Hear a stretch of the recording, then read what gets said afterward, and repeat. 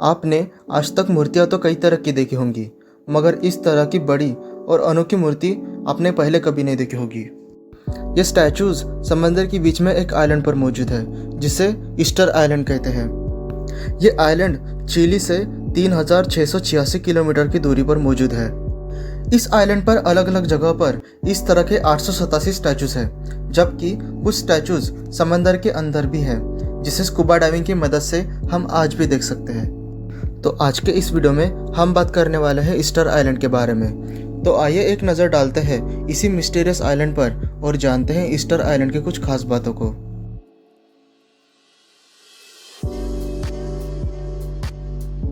Easter island पर रहने वाले लोगों ने इस आइलैंड का नाम रापा नुई रखा था। इस आइलैंड पर मिलने वाले स्टैचूज को मोआय कहते हैं और ज़्यादातर मोआय को आज से 500 से 750 साल पहले बनाया गया था। इस आइलैंड पर जो सबसे बड़ा स्टैचू मिला वो 32 फीट बड़ा और 82 टन्स का था, जबकि यहाँ एक ऐसा स्टैचू भी मिला जो अधूरा ही बना था, मगर अगर ये बनकर तैयार होता तो इसकी हाइट 71 फीट तक होती और इसका वजन भी 270 टन का होता।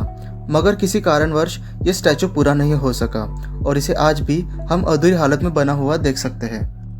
अभी आपको इन स्टैचूज को देखकर ये लग रहा होगा कि इन स्टैचूज का तो सिर्फ चेहरा ही बना है, मगर 2012 में जब खुदाई करके देखा गया तब पता चला कि इन स्टैचूज को शरीर के साथ बनाया जाता था और बाद में यहाँ लाकर गाड़ा जाता था।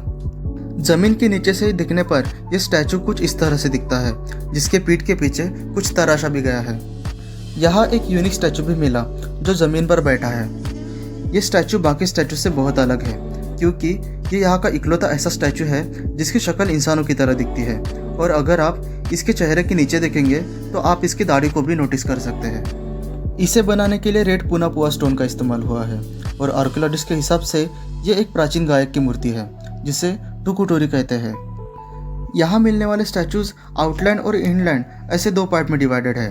आउटलैंड यानी वो स्टैचूज जिनका चेहरा समंदर की तरफ है और माना जाता है कि इन स्टैचूज को समंदर से आने वाले लोगों से प्रोटेक्ट करने के लिए बनाया गया था। और इनलैंड यानी वो स्टैचूज जिनका चेहरा इस आइलैंड की तरफ है और पीठ समंदर की तरफ, और माना जाता है कि इन्हें यहाँ पे रहने वाले विलेजर्स को प्रोटेक्ट करने के लिए बनाया गया था। जितना रहस्यमय आइलैंड दिखता है उतना रहस्यमय आइलैंड है भी, क्योंकि इस आइलैंड की 95% मूर्तियाँ इस आइलैंड के ज्वालामुखी से लाई गई है, जो कि इन मूर्तियों के वर्तमान जगह से मीलों दूर है। यहाँ पे मुख्य 3 ज्वालामुखी है, जबकि यहाँ की 887 स्टैचूज में से 834 स्टैचूज को रानोराराकू नाम की ज्वालामुखी से लाया गया है। ये स्टैचू स्टफ रॉक से बने हैं जो ज्वालामुखी में पाया जाता है। यह एक ऐसा रॉक होता है जो कर्व करने में तो आसान होता है मगर ज़्यादा ड्यूरेबल नहीं होता और पानी और हवा से आराम से खराब भी हो जाता है। ये तस्वीर देखकर आपको ये अंदाज़ा तो आ ही गया होगा कि ये स्टैचूज कितने बड़े हैं। तो सवाल ये उठता है कि इन स्टैचूज को उन्होंने ज्वालामुखी से कैसे लाया होगा।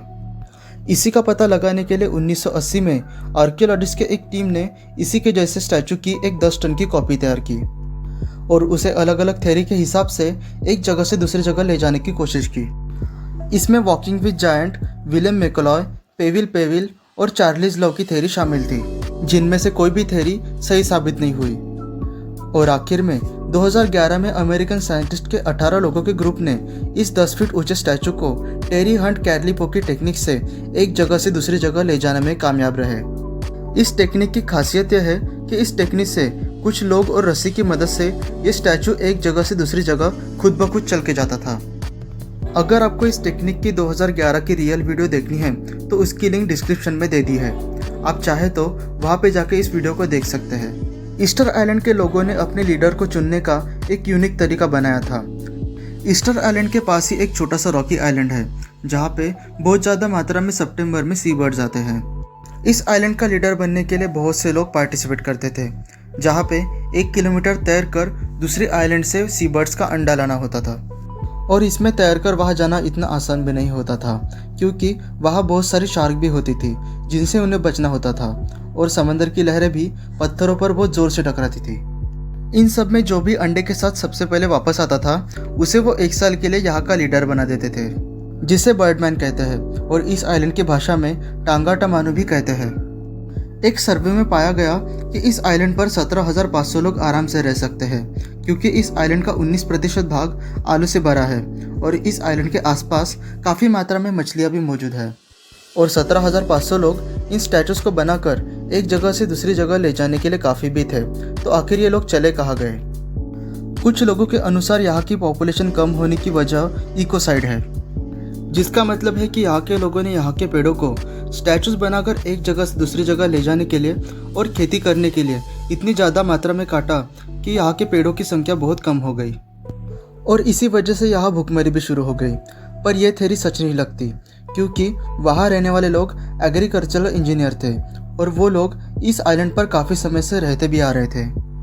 और यहाँ के लोगों की पॉपुलेशन कम होने की शुरुआत भी यूरोपियंस के इस आइलैंड पर आने के बाद से ही शुरू हुई थी। 1722 में जब यूरोपियंस इस आइलैंड पर पहली बार आए तो यहाँ पे 2000 से 3000 लोग रहते थे, मगर यूरोपियंस इस आइलैंड पर बहुत सारे बीमारियां भी साथ लाए जो यहाँ के लोग सह नहीं सके। और साथ ही यूरोपियंस ने इस आइलैंड पर भेड़ और चूहे भी साथ लाए थे, जिस वजह से इस आइलैंड की मूल वनस्पति को भी बहुत नुकसान पहुंचा।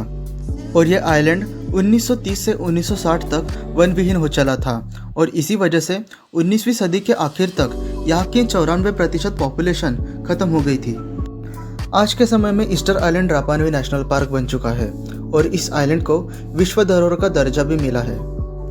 ईस्टर आइलैंड टूरिज्म के लिए बहुत फेमस भी है। यहाँ एक टाउन है हंगारोआ, जहाँ पे एयरपोर्ट, फुटबॉल ग्राउंड, मार्केट जैसी सारी सुविधाएं मौजूद है। यहाँ हर साल तपाती फेस्टिवल भी मनाया जाता है। ये यहाँ का एनुअल कल्चरल फेस्टिवल होता है, जहाँ पे रापानुई लोगों का कल्चर सेलिब्रेट करते हैं। इसमें अलग अलग गेम्स खेले जाते हैं और जीतने वाली टीम में से हर साल इस आइलैंड की एक रानी बनाई जाती है। यहाँ एक फेमस स्पॉट है आहुआ किवी, जहाँ पे कुछ खास स्टैचू को रखा गया है। ऐसे स्टैचूज इस आइलैंड पर बहुत जगह पर मौजूद है। ऐसी जगह पर उस जमाने में कुछ खास रिचुअल हुआ करते थे। हैरानी की बात है कि इस आइलैंड पर एक ही मेजर बीच है, मगर वो भी काफ़ी खूबसूरत, और माना जाता है कि ईस्टर आइलैंड पर आने वाले लोग सबसे पहले यही उतरे थे।